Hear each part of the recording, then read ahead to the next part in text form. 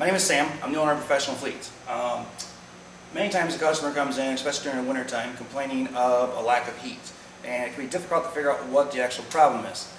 This particular car, the customer's complaint was at idle, the vehicle had okay, decent heat, but on the road, driving on the road, it lost its heat.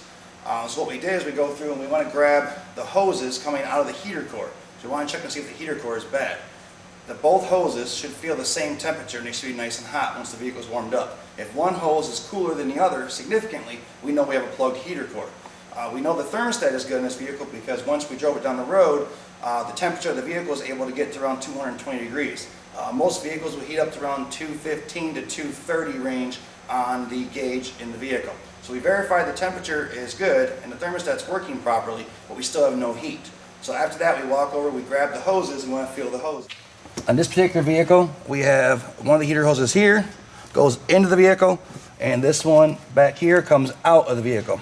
So what we need to do is we got to remove both hoses, and we're going to actually flush the heater core forward and backward multiple times to get to dislodge what's causing the heater core to be plugged up or not letting it flow coolant. So right now we're going to disconnect these hoses, and then we're going to back flush and forward flush them. All right. To do the job, we basically have to remove the heater cores hoses. We got to remove the hose clamps from the hoses. All we need is a basic set of pliers, preferably a wide jaw style pliers, good ones, and that will remove the clamps. If you happen to have the good pliers for the heater core hoses to remove those style clamps, use these instead. They work a lot better, they're more efficient, and a lot better luck holding the tension on those clamps. If you don't have them, you can just use a regular set of pliers. So we're going to start by using these pliers. So like I said, we're going to locate the two heater hoses going from the engine to inside the vehicle. There'll be two rubber hoses going in. What we're going to do is we're going to remove that clamp and slide it off, which then releases the hose clamp from the hose,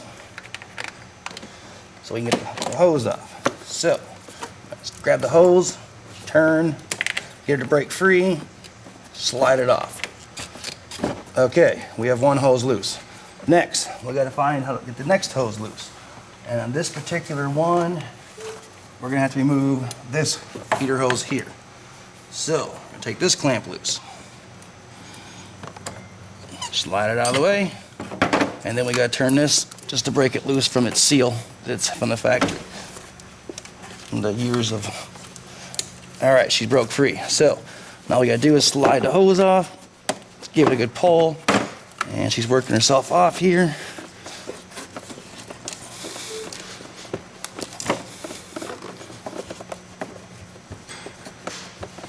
And she's about to go. Okay, and there we have it. All right, normally there'd be a lot of coolant that would flow out of here, but due to the fact that this thing is plugged up, most of the coolant has drained back into the engine or into the reservoir here. So now we're going to grab the hose and we're going to flush this out. You're going to spray through the garden hose water into the heater core hoses, and we're going to wait for water to flow out. And what we're looking for is water to come out this hose here. So we're going to flush it. So I'll put that over here on this side. All right, so we're going to go this way. And we got water going out one side, looks really good.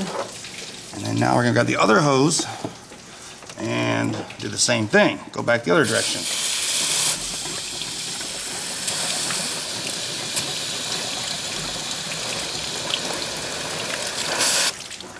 All right. Now we're going to go back the other way. I like to do this a couple times. I didn't see any really major restrictions. A lot of times you hear a loud noise, like a thump noise, as it releases the buildup. I didn't particularly get a lot this time on this one. Just going to go back and forth a couple times. Make sure we got really good flow. And if it starts coming back towards you, that means it's plugged up. Basic water pressure is good enough to do this. That way I don't have to worry about damaging the heater core. Alright, so we flushed the heater core back and forth. Next thing we'll do is I'm going to reassemble the hoses. Just push them on nice and tight. Make sure they're on. Turn the clamps so they're accessible. Since a lot of times they're not when you first start off, but going back together you can make them a lot more accessible. And lock it down. And want to make sure the clamp is on where the steel holes clamps it around nice and tight. All right, then the rear one, we'll slide that one back on. All right, we're going to grab the hose clamp with our pliers.